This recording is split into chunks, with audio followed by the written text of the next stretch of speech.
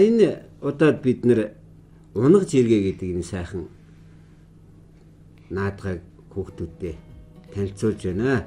Энэ жиргээ гэдэг үг нь болохоор энэ хөлгөн дээр 3 морийг ямар нэгэн шугамар эсвэл энэ босоо шугамар юм уу эсвэл хэвтэй шугамар 3-ыг зэрэгцүүлж чадвал энийг жиргэх гэж нэрлэж байгаа.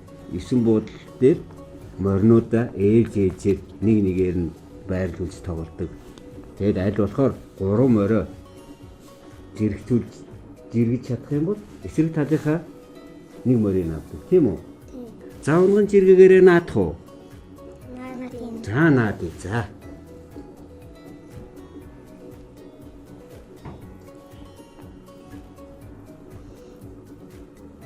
За ингээд нэг нэгээр нь ээлжээр сайхан байрлуулад эсрэг талыг 3 зэрэгцээ болохгүй хамгаалж нүүхэн чухал байдаг.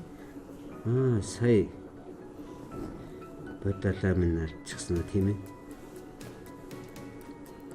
За 3 зэрэг болохоор эсрэг талынхаа нэг дүрсийг нь хувь болгож авдаг, өөрийн хувь болгоод авчихдаг.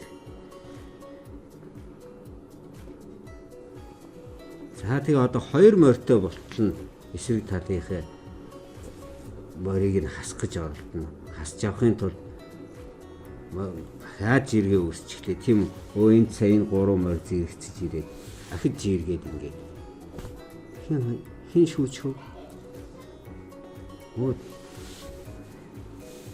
За бүжин тав шүүчихсэн чинь одоо өнгөө солиод дахиад нэг тоглолцъё тийм үү?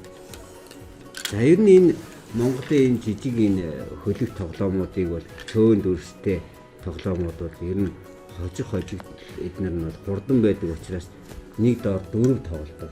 4 тоглоод хин олон хожсон нь шүүрсэн болдог шүү. За өнөөдртөө энэ тоглоомынхоо тайлбарыг ингээд өндөрлөе.